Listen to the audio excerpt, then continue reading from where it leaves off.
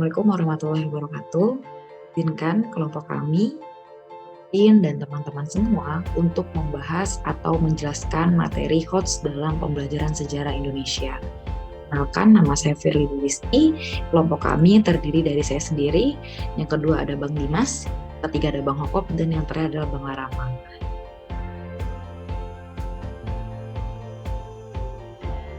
Selanjutnya, di sini saya akan membahas tentang definisi HOTS dalam pembelajaran sejarah Indonesia. HOTS adalah higher order thinking skill, yaitu cara berpikir yang tidak lagi hanya menghafal secara verbalistik saja, namun juga memahami makna hakikat dari yang terkandung. HOTS mampu memaknai cara berpikir yang integralistik dengan analisis, sintesis, mengasosiasi, hingga menarik kesimpulan menuju penciptaan ide-ide kreatif dan produktif. Nah, teman-teman pasti sudah tidak asing lagi dengan HOTS ya, apalagi teman-teman guru.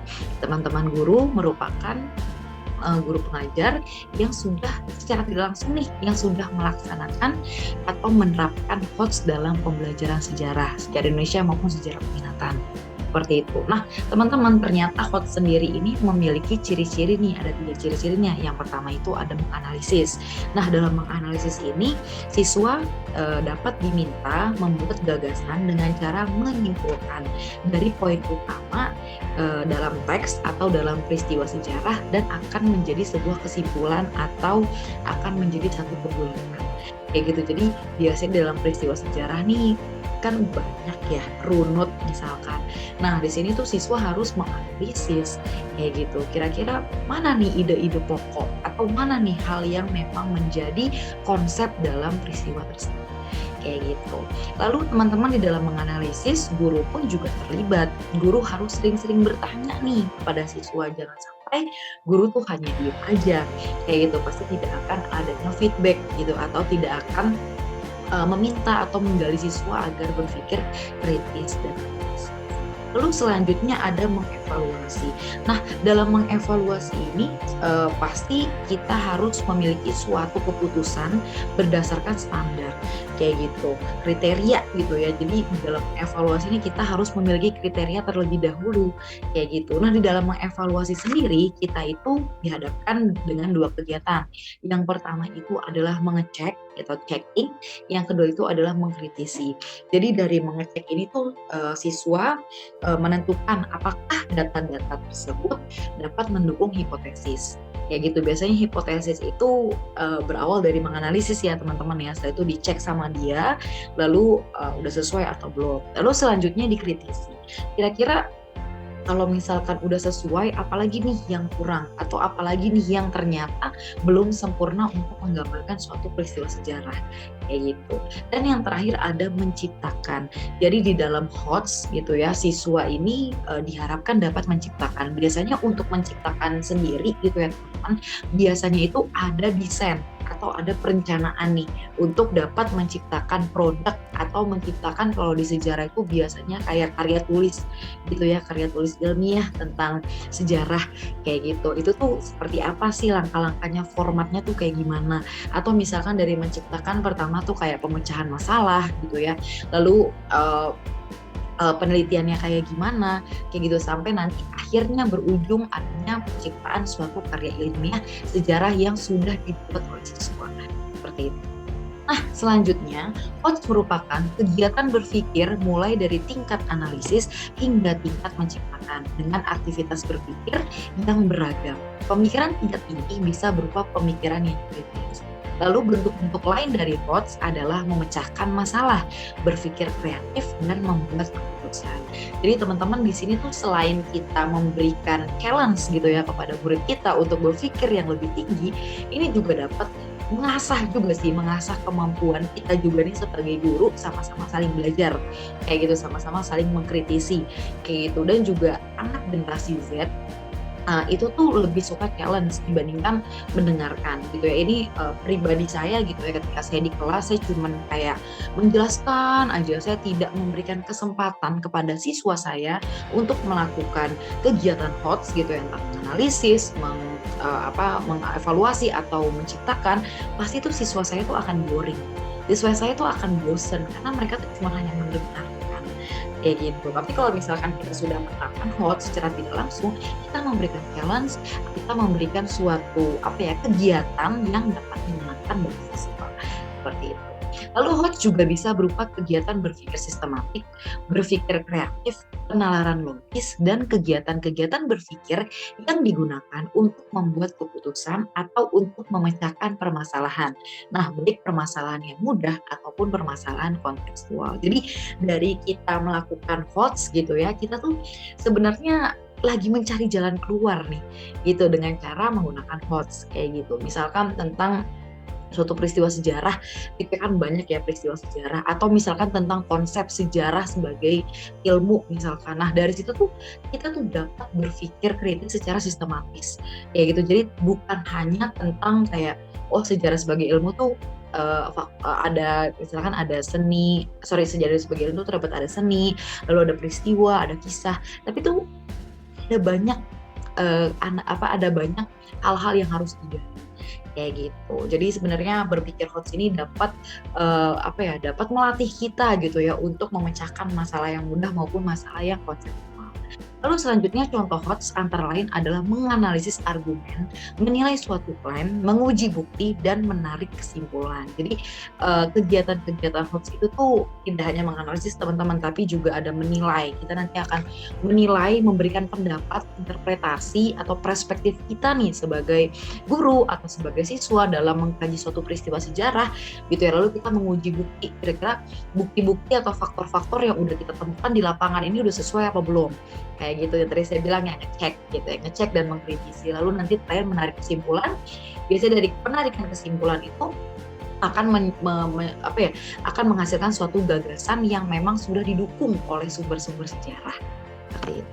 Nah, selanjutnya teman-teman, ternyata di dalam HOTS pembelajaran sejarah Indonesia ada 6 jenis nih kegiatan pembelajaran yang menggunakan pemikiran tingkat tinggi bisa diadopsi di mata pelajaran sejarah. Jadi sebenarnya untuk melengkapi HOTS nih teman-teman, atau untuk melancarkanlah implementasi kita terhadap siswa-siswi kita dalam meningkatkan high order thinking skills-nya, yaitu yang pertama dengan use information atau menggunakan informasi, lalu make comparison, membuat perbandingan, yang ketiga identify cause atau consequence, mengidentifikasi sebab akibat, lalu yang keempat consider perspektif, membuat pemikiran berdasarkan perspektif, lalu yang kelima ada determine significance, menentukan kekuatan signifikansi, yang keenam make value judgment, membuat keputusan nilai. Nah, di sini akan saya jelaskan di slide berikutnya. Nah, use information, menggunakan informasi.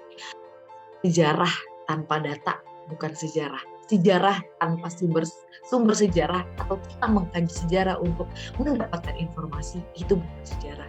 Jadi kita harus identik ya teman-teman ya dengan sumber sejarah, dan sumber sejarah itu banyak cirinya atau banyak jenisnya. Itu ada berupa teks, peta, data numerik, bagan dan grafik, foto, rekaman audio, film kayak gitu ya. Jadi di dalam menggunakan informasi, siswa berhadapan dengan sumber sejarah. Mereka perlu mencari intisari informasi untuk membuat kesimpulan kayak gitu.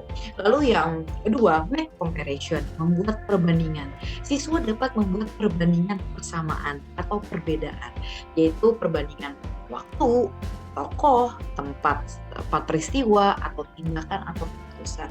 Dalam sejarah kita pasti akan berkaitan dengan perbandingan. Contohnya misalkan dalam sejarah pasti pernah lah ya kita guru gitu ya di dalam kelas kayak akan bilang sama siswa, gimana coba deh kamu bandingin masa pemerintahan Soekarno dengan masa pemerintahan Jokowi kayak gitu ya. Jadi kan kayak kayak kita tuh memberikan challenge gitu ke murid kita, memberikan suatu kayak mereka tuh harus berpikir tinggi, apa ya perbandingannya ya, persamaannya nih sama-sama orang Jawa misalkan, perbedaannya nih, ternyata kalau Soekarno gini-gini, Jokowi gini-gini kayak gitu. Jadi jadi mereka tuh akan tertantang, mereka tuh akan tertarik. Ini merupakan stimulus dalam pembelajaran seperti itu. Lalu dalam membandingkan, siswa akan menemukan pola-pola yang memang sangat penting dalam memahami kesimpulan atau prediksi. Nah, biasanya tuh teman-teman kalau misalkan kita berikan tugas tuh tadi, coba bandingkan pemerintahan Soekarno dengan Jokowi. Nanti mereka tuh akan menemukan pola. Nah, pola-pola tersebut tuh nanti akan mempengaruhi pemikiran mereka, dan mereka tuh mau tidak mau akan berpikir atau menggali lebih dalam untuk memahami kesimpulan, dan mereka secara tidak langsung akan memberikan suatu prediksi atau interpretasi dari tugas membandingkan kayak gitu. Jadi sebenarnya mempelajari HOTS atau mengimplementasi HOTS itu sebenarnya kayak nyambung gitu ya dari dari pertama memilah sumber dulu, nanti membandingkan gitu ya, nanti akan nyambung ke interpretasi lagi, terus menguji lagi sumber-sumbernya apakah udah safe atau belum kayak gitu. Pokoknya HOTS itu sebenarnya menyenangkan, apalagi digunakan dalam pembelajaran sejarah. Nah, selanjutnya ada identify cause atau consequence, mengidentifikasi sebab dan akibat. Pada tingkat SD, siswa sudah dapat mengidentifikasi. Jadi, kalau di SD tuh mengidentifikasi tuh kayaknya hal yang udah lumrah gitu ya. Lalu kalau tingkat SMA tuh harus ngapain sih yang lebih gebrakannya gitu ya. Nah, SMA tuh harus membedakan antara sebab langsung dan faktor-faktor yang mempengaruhinya. Jadi mengidentifikasi sebab akibat tuh di sini juga ada membedakan nih kira-kira sebab langsungnya tuh kayak gimana sih dan sebab tidak langsungnya tuh seperti apa. Kayak gitu supaya kita tuh dapat mengkerucut ke suatu permasalahan. Lalu siswa dapat membedakan pengaruh langsung maupun tidak langsung dalam konteks mengidentifikasi sebab akibat. Nah, yang keempat ada consider perspektif, yaitu menentukan perspektif. Nah, dalam pembelajaran sejarah, guru maupun siswa pasti punya pemikiran. Namanya anak sosial, pasti ya kayak misalkan sekarang deh yang lagi panas gitu ya tentang IKN. Nah, pasti tuh di sini siswa akan berpendapat gitu ya, akan akan melihat gitu ya, oh ternyata di Kalimantan sendiri ternyata ada yang tidak pro nih terhadap IKN gitu ya, atau misalkan di Jawa, atau misalkan ASN, atau misalkan para pegawai daerah, pegawai pusat gitu ya, yang ada pro kontra lah terhadap IKN. Nah, pasti kan di sini siswa maupun guru tuh memiliki perspektifnya masing-masing kayak gitu. Contohnya, suatu peristiwa sejarah, suatu gagasan, siswa diminta dapat membuat interpretasi atau keputusan beragam dari sudut pandang. Dan ini merupakan hal yang sangat menarik gitu ya. Kenapa? Karena saya suka banget nih ketika dalam HOTS kita tuh meminta anak-anak tuh membuat pandangan atau sudut pandang atau pendapat mereka. Pasti tuh setiap anak beda-beda. Pasti tuh setiap anak ada yang misalkan pro ke ekonomi, atau misalkan dia lebih cenderung ke politiknya, atau dia lebih cenderung ke sosialnya, kayak gitu, atau kebudayaannya. Hal itu kan dapat mewarnai kelas kita, dan itu dapat menyenangkan bagi siswa kita. Lalu dalam analisis, siswa bisa ditanyakan juga nih tentang beragam perspektif temporal maupun spasial. Seperti itu. Oke, selanjutnya ada determine significance atau menentukan signifikansi. Nah, teman-teman, dalam pembelajaran sejarah itu pasti kita akan bertanya gitu ya. Karena di dalam pembelajaran sejarah itu untuk menghasilkan sejarah pasti akan ada hal-hal yang dianggap penting maupun hal-hal yang ternyata tidak penting. Kayak gitu. Jadi untuk menentukan sesuatu itu signifikan, ada dua pertanyaan penting nih, yaitu pentingkah sesuatu itu dan mengapa. Kayak gitu. Lalu seberapa besar pengaruh suatu peristiwa sejarah terhadap kehidupan masyarakat merupakan hal yang penting untuk menentukan sesuatu itu signifikan. Kayak gitu. Contohnya misalkan tentang pada masa kita mau merdeka nih teman-teman. Di situ kan ada suatu peristiwa ya, di mana di tanggal 15 Agustus Jepang menyerah terhadap sekutu di kapal Missouri. Kayak gitu, 15 Agustus 1945. Kayak gitu. Nah, di situ kan sebenarnya ada hal atau ada pertanyaan, kira-kira hal tersebut masuk nggak sih ke dalam rangkaian menuju kemerdekaan? Kayak gitu. Nah, kalau misalkan penting, kenapa penting? Karena dari menyerahnya Jepang secara terang-terangan ya di kapal Missouri pada tanggal 15 Agustus dan disiarkan di radio, juga itu membuat orang Indonesia atau bangsa Indonesia pada saat itu tergerak untuk mengambil kemerdekaan tanpa diberikan hadiah oleh Jepang. Karena ada kesempatan. Kayak gitu, mumpung Jepang lagi nyerah, ya udah kenapa kita masih mengikuti instruksi Jepang untuk mendapatkan kemerdekaan? Kita bisa kok menggapai sendiri. Kayak gitu, itu kan hal yang peristiwa Missouri itu penting nggak sih buat kemerdekaan Indonesia? Ternyata penting. kayak gitu. Misalkan gitu ya, ternyata ada signifikannya kayak gitu. Lanjut, yang terakhir ada make value judgment atau membuat keputusan nilai. Nah, dalam mempelajari sejarah ada pertanyaan-pertanyaan yang berkaitan dengan hal-hal yang dianggap benar dan yang dianggap salah, atau nilai yang telah ada di masyarakat. Jadi teman-teman, yang namanya peristiwa sejarah itu kan sejarah dari nenek kita gitu ya, orang tua kita gitu ya, itu pasti di sekolah udah mendapatkan materi sejarah. Orang terlebih dahulu tuh pasti udah mendapatkan materi sejarah. Nah, biasanya hal-hal yang udah ada gitu ya di masyarakat itu tuh sebenarnya ada keputusan, ada pertanyaan-pertanyaan, atau ada hal-hal yang sebenarnya siswa tersebut tuh bisa menarik atau mengambil, ini kira-kira benar nggak ya? Ini kira-kira salah nggak ya? Kayak gitu, yang udah keburu ngeblend di masyarakat. Itu. Jadi hal ini tuh menuntut siswa bergulat dengan nilai moral atau etika yang berkaitan dengan peristiwa sejarah yang sudah ngeblend atau berkecenderungan di masyarakat.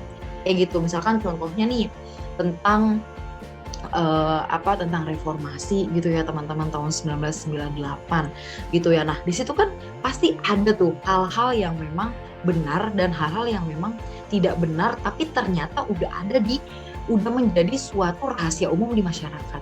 Nah, di sini tuh siswa akan membuat keputusan, kira-kira hal tersebut penting gak sih?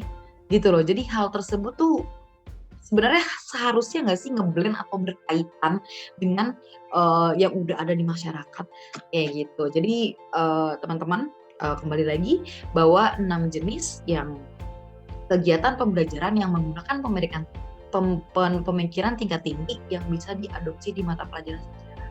Secara tidak langsung, kita sebagai guru di kelas sudah mengimplementasikan. Oke, baik teman-teman, saya sudah menjelaskan definisi HOTS dalam pembelajaran sejarah Indonesia, dan juga ada tambahan kegiatan atau 6 jenis kegiatan pembelajaran yang dapat digunakan pada pemikiran tingkat tinggi dalam pembelajaran sejarah. Dan selanjutnya presentasi ini akan dilanjutkan oleh teman saya. Silakan.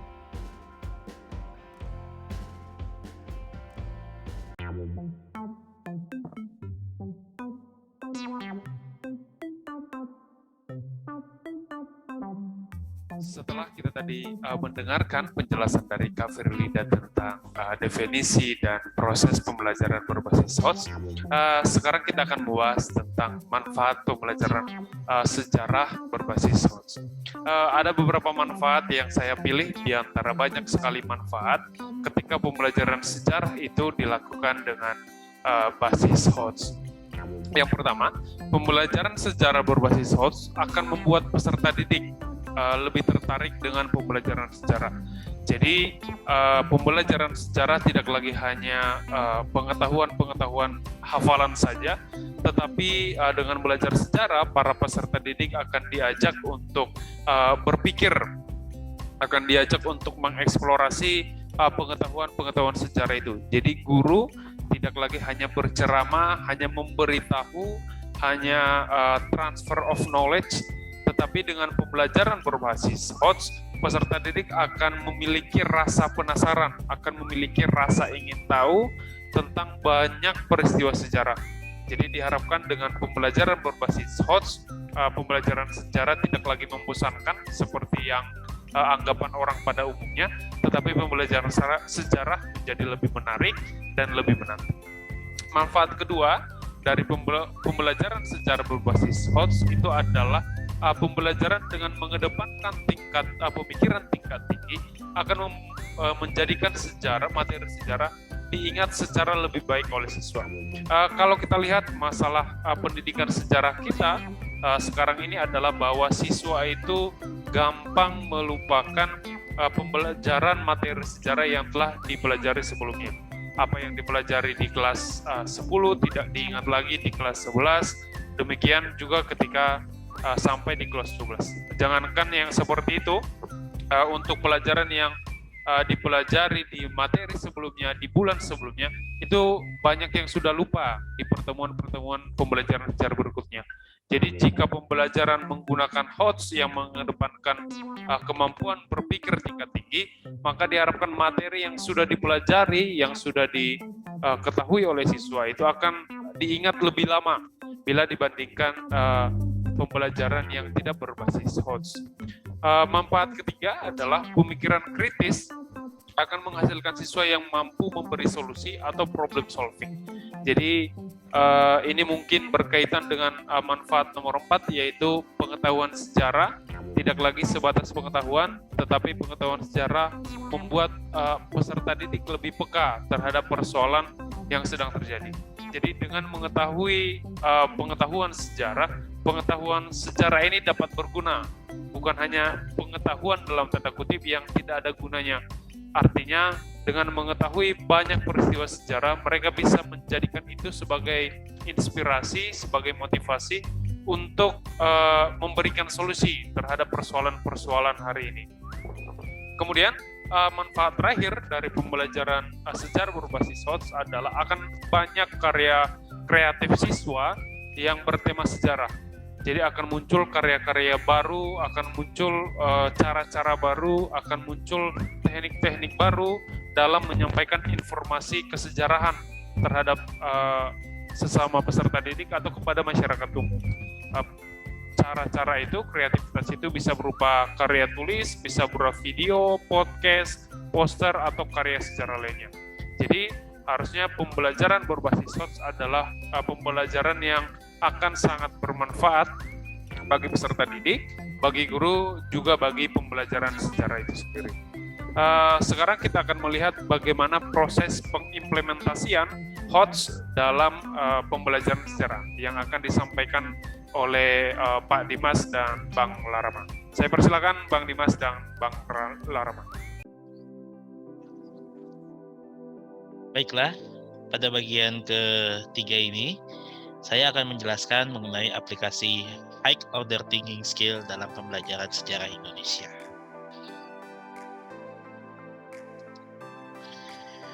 Hal yang pertama adalah dalam High Order Thinking Skill dalam pembelajaran sejarah Indonesia, guru harus merancang pembelajaran yang signifikasi.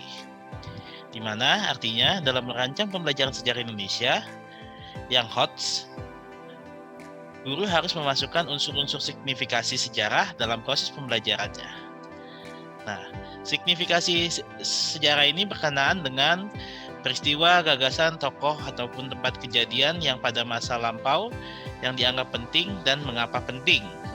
Jadi di sini bagaimana dari satu peristiwa sejarah, guru harus bisa mengajak peserta didik melihat dan menganalisis hal-hal apa saja yang penting dari peristiwa sejarah tersebut. Nah, ada 5 poin yang harus diperhatikan ketika melakukan signifikasi. Yang pertama adalah pentingnya peristiwa sejarah, yang kedua kedalaman peristiwa sejarah, yang ketiga pengaruh peristiwa sejarah, yang keempat ketahanan dampak peristiwa sejarah tersebut, dan yang kelima relevansi peristiwa sejarah. Bila 5 poin ini sudah terpenuhi, maka guru bisa mengajak peserta didik meminta dalam memberikan tugas, misalnya contohnya dalam materi Pergerakan Nasional Bangsa Indonesia pada masa Pergerakan Nasional ya, awal abad ke-20, di mana di sini guru bisa meminta peserta didik mencari dan juga menganalisis bagian-bagian mana yang penting dari materi Pergerakan Nasional Bangsa Indonesia di awal abad ke-20 ini. Nah, setelah didapatkan, bisa dibagi kelompok, ataupun bisa mencari secara individu, ataupun dengan peserta didik dengan teman sebangku. Setelah didapatkan, guru beserta peserta didik harus membahas hal-hal signifikasi yang telah didapat tadi. Apakah sudah sesuai memenuhi 5 poin yang tadi sudah dibahas. Nah, di sini fungsinya guru ibaratnya melakukan elaborasi lagi terhadap hal yang sudah didapatkan oleh peserta didik. Selanjutnya adalah menguji bukti sejarah. Nah, dalam merancang pembelajaran HOTS juga ya, yang namanya dalam proses pembelajaran, guru harus bisa mengajak berpikir kritis peserta didiknya terhadap suatu peristiwa sejarah. Nah, dilihat dari mana? Dilihat dari bukti sejarahnya. Nah, menguji bukti sejarah ini diperlukan agar pemilihan bukti yang kuat dan siswa atau peserta didik diajak untuk memahami bagaimana seorang sejarawan dalam menggunakan bukti yang diperlukan dalam membuat narasi sejarah. Nah, dalam proses pengujian bukti sejarah diliputi oleh beberapa hal. Yang pertama ada identifikasi yang berkenaan dengan usaha untuk mengetahui sumber, atribusi berkenaan dengan maksud-maksud apa yang ada pada orang yang membuat sumber sejarah. Yang ketiga, kontekstualisasi berkenaan dengan kegiatan penentuan perspektif sosial, kultural, dan politis terhadap suatu sumber sejarah. Yang keempat, kolaborasi berkenaan dengan mengevaluasi reliabilitas sumber sejarah. Nah, aplikasinya adalah dalam proses pembelajaran, misalnya masih sama contohnya yang saya berikan, contohnya di sini materi pergerakan nasional. Setelah mendapatkan tadi bagian-bagian yang signifikasi yang akan dipelajari ya pada tahap sebelumnya, di sini bagian-bagian tersebut dikaji narasinya. Siapa yang membuat narasinya, sumber sejarah narasinya itu dari mana, dan di sini juga guru memang harus sudah siap sumber-sumber mengenai peristiwa sejarah yang signifikasi tersebut, bagian-bagiannya, di mana ya minimal misalnya guru tersebut sudah menyiapkan bukti sumber sejarahnya berupa foto, ataupun misalnya ada buku-buku ilmiah yang mengkaji peristiwa sejarah yang signifikasi tersebut. Itu sudah harus disiapkan. Jadinya nantinya peserta didik tinggal melakukan analisis apakah sumber yang didapat membangun narasi sejarah tersebut sudah sesuai dengan kaidah ilmiah atau belum, seperti itu. Misalnya contohnya Hari Kebangkitan Nasional. Nah, di sini bagaimana peserta didik diajak, guru sudah menyiapkan bagaimana ada foto-foto tentang rapat para pemuda distofia, tokoh-tokoh pendiri Budi Utomo. Nah, bukti-bukti ini harus disiapkan dan juga nanti dianalisis oleh peserta didik apakah bukti itu sesuai atau tidak. Nah, yang ketiga dalam merancang pembelajaran HOTS adalah tentang pelaku sejarah. Nah, di sini guru harus bisa mengajak peserta didik mengetahui dan menganalisis pelaku peristiwa dari sejarah tersebut. Nah, mengetahui dan memahami. Nah, di sini yang kadang sering dilakukan memang sebatas mengetahui saja siapa sih tokoh sejarahnya. Nah, kalau pengen menjadi pembelajaran yang HOTS, itu harus masuk pada level yang namanya memahami. Memahami apa? Nah, kenapa mengetahui dan memahami ini penting? Karena ketika peserta didik mempelajari suatu peristiwa sejarah, dengan memahami pelaku tersebut dapat menganalisis peran dari pelaku tersebut, bisa memahami latar belakang kehidupannya dan sebagainya. Jadinya peserta didik itu lebih tahu lagi, oh peristiwa sejarah ini terjadi karena pelaku si ini, karena memang dia latar belakangnya seperti ini. Nah, contohnya dalam pembelajaran adalah bisa memberikan informasi tentang tokoh-tokoh pelaku sejarah, dikasih tahu dulu informasinya, tokoh-tokohnya siapa aja, itu tidak masalah.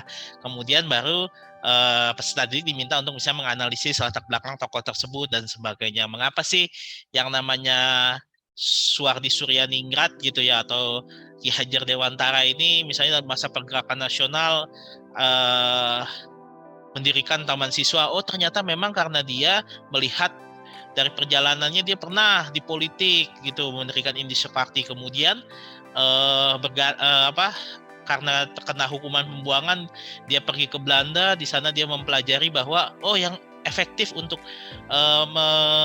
melawan penjajahan melalui pendidikan. Nah, akhirnya dia membuat yang namanya Taman Siswa. Nah, disinilah pentingnya ketika peserta didik tahu pelaku sejarah, tidak hanya mengetahui namanya saja ataupun nama dari tokoh sejarah tersebut, tapi juga tahu latar belakang dari tokoh tersebut. Selanjutnya adalah kontinuitas dan perubahan sejarah.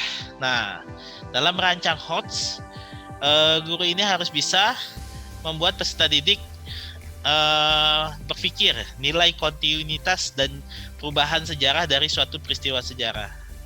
Nah, dengan memahami kontinuitas dan perubahan sejarah, peserta didik diajak mengkaji perkembangan dan perubahan suatu topik tertentu. Untuk mengetahui sesuatu telah berubah, kita perlu mengetahui juga bahwa sesuatu itu berhenti ataupun berlanjut. Sesuatu yang statis adalah sesuatu yang tidak mengalami kontinuitas dan perubahan. Tentunya kan di dalam setiap peristiwa sejarah, kalau di dalam sejarah Indonesia ya, tentunya materi-materinya sudah dipilih yang memang memiliki kaitannya, yang memiliki relevansi, memiliki kontinuitas dan juga perubahan dari terjadinya peristiwa sejarah tersebut terhadap kehidupan bangsa Indonesia masa kini. Nah, di dalam pembelajarannya,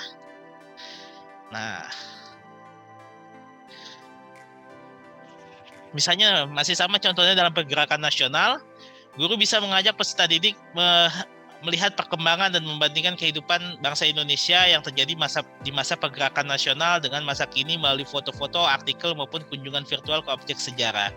Jadi memang bisa melihat gitu dari bagian-bagian yang penting dari peristiwa kebangkitan masa pergerakan nasional ini, bisa melihat kontinuitasnya, apa sih dampaknya dari penetapan misalnya 20 Mei sebagai Hari Kebangkitan Nasional, apa sih terus juga misalnya apa sih perubahan dan dampaknya dari misalnya adanya berdirinya Taman Siswa oleh Ki Hajar Dewantara, berdirinya Muhammadiyah oleh Kiai Haji Ahmad Dahlan, berdirinya Nahdlatul Ulama terhadap kehidupan bangsa kini. Karena memang ya tadi peristiwa-peristiwa sejarah yang ada dalam mata pelajaran sejarah Indonesia tentunya sudah dipilih sesuai dengan yang memiliki keterkaitan dan hubungan antara peristiwa tersebut dengan kehidupan bangsa Indonesia masa kini. Nah, tapi memang peserta didik harus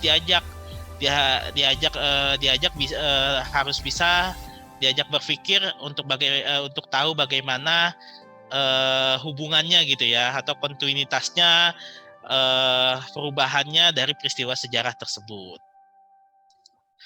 Dan yang terakhir itu adalah perspektif sejarah. Nah, dalam merancang HOTS juga peserta didik diajak oleh guru bisa membandingkan perspektif tentang perkembangan suatu peristiwa sejarah. Nah, perspektif sejarah ini adalah secara definisi, perspektif sejarah atau historical perspective talking adalah kegiatan kognitif untuk memahami konteks emosional, intelektual, kultural, dan sosial yang membentuk kehidupan dan tindakan masyarakat di masa lalu.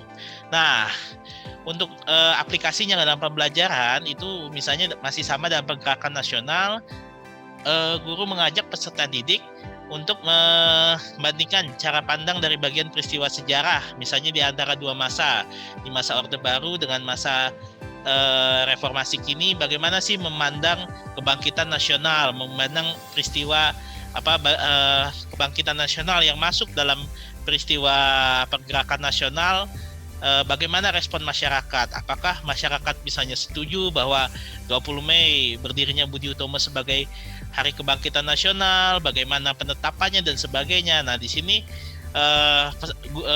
agar lebih HOTS tersebut, ya suatu peristiwa sejarah nggak hanya dikaji di lingkup peristiwanya tersebut, tapi juga bisa dikaji secara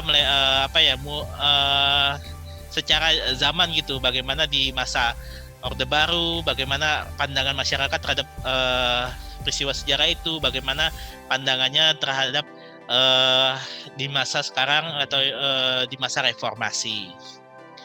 Baik, itu sekian dari saya. Nanti setelah ini akan ada penjelasan dari anggota kelompok kami lainnya ya tentang contoh soal HOTS dari Mas Larama. Sekian dan terima kasih. Oke teman-teman, terima kasih atas kesempatannya Bapak Ibu yang saya hormati serta Pak Fadil yang saya hormati. Selanjutnya saya akan memaparkan contoh soal HOTS, esai dan pilihan ganda. Saya mulai dari contoh soal esai yaitu jelaskan hubungan kebijakan politik etis dan pergerakan nasional. Nah, kenapa ini menjadi soal HOTS? Karena siswa dituntut untuk menghubungkan antara kebijakan politik etis dengan pergerakan nasional Indonesia. Kenapa? Karena pergerakan nasional didasarkan berlatar belakang karena adanya kebijakan politik etis itu sendiri. Jadi siswa dituntut untuk mengetahui terlebih dahulu apa itu politik etis, kemudian mereka menghubungkannya dengan pergerakan nasional Indonesia. Itulah yang termasuk dalam soal HOTS menurut kami. Nah, selanjutnya adalah soal HOTS yang kedua adalah jelaskan peran pers dalam perjuangan pergerakan nasional Indonesia. Nah, sebenarnya dalam pergerakan nasional Indonesia banyak yang terlibat, termasuk pers, kemudian ada juga pemuda, golongan tua, bahkan golongan wanita. Tetapi di sini dalam sebagai soal HOTS, dia lebih menitik beratkan pada peran pers. Nah, peran pers ini bisa saja tujuannya adalah tujuan dari pers itu sendiri adalah untuk memobilisasi massa untuk bagaimana mengetahui apa yang akan mereka lakukan mengenai tentang pergerakan nasional Indonesia. Jadi kenapa ini menjadi soal hot? Karena mereka harus mengetahui dulu peran pers itu sendiri. Peran pers kemudian mereka mengaitkannya dengan pergerakan nasional Indonesia pada waktu itu. Sebenarnya yang terlibat dalam pergerakan nasional itu ada peran pers, kemudian pemuda, golongan muda, golongan tua, bahkan perempuan. Tapi di sini lebih diberatkan pada peran pers. Nah, itu teman-teman. Selanjutnya adalah contoh soal hoax pilihan ganda. Nah, soalnya adalah dengan taktik blok meeting yang dilakukan Serikat Islam terpecah menjadi dua, yaitu si merah dan si putih. Tokoh-tokoh yang termasuk dalam si putih antara lain adalah, nah, jadi soal ini membagi dua, yaitu si merah dan si putih. Nah, jadi seakan-akan siswa dituntut untuk mengetahui bahwa siapa-siapa yang tergolong dalam SI putih dan SI merah ini. Nah, jadi ketika siswa tahu bahwa siapa-siapa yang tergolong dalam SI putih, SI merah, nah kemudian mereka tahu mengumpulkan lagi siapa-siapa orangnya. Nah, dalam musim ini adalah yang pertama A. Abdul Muiz Alimin dan Muso, B. Abdul Muiz Agus Salim dan Cokroaminoto, C. Simaun Darsono dan Tan Malaka, dan D. Cokroaminoto Agus Salim dan Suryo Pranoto. Jadi jawaban yang benar adalah D. Cokroaminoto Agus Salim dan Suryo Pranoto. Artinya bahwa siswa dituntut untuk mengetahui terlebih dahulu siapa isi merah dan isi putih. Nah, setelah mengetahui siapa-siapa orangnya, baru disesuaikan lagi opsinya. Karena di soal tersebut diacak di dalam setiap opsi ada golongan isi merah dan isi putih, begitu teman-teman. Nah, selanjutnya adalah contoh soal hoax pilihan ganda. Selanjutnya adalah yang tidak termasuk tokoh 3 serangkai. Nah, yang tidak termasuk, kalau secara umum mungkin akan lebih langsung akan langsung mengenai soalnya, yaitu yang termasuk. Tapi di sini adalah yang tidak termasuk. Nah, itu akan menjadi pengecu bagi siswa dalam mengidentifikasi siapa-siapa tokoh 3 serangkai ini. Nah, opsinya adalah Cipto Mangunkusumo, Suwardi Suryaningrat, Louis Dekker, dan Hos Cokroaminoto. Jawaban yang benar adalah Hos Cokroaminoto. Jadi, kenapa ini menjadi soal hoax? Karena di situ ada kata pengecoh, yaitu tidak termasuk. Mungkin secara umum, kalau soal-soal secara umum mungkin akan lebih to the point, yaitu yang termasuk. Tapi ini karena menjadi soal hoax, maka ada kata pengecuh atau kata pengecuh, yaitu tidak termasuk, sehingga bisa saja ini menjadi pengecuh bagi siswa dalam membedakan mana-mana yang termasuk tokoh 3 serangkai dan mana-mana yang tidak termasuk tokoh 3 serangkai. Oke teman-teman, selanjutnya saya mohon maaf karena tidak menampilkan PPT-nya karena komputer yang saya gunakan lagi bermasalah. Oke, terima kasih. Assalamualaikum warahmatullahi wabarakatuh.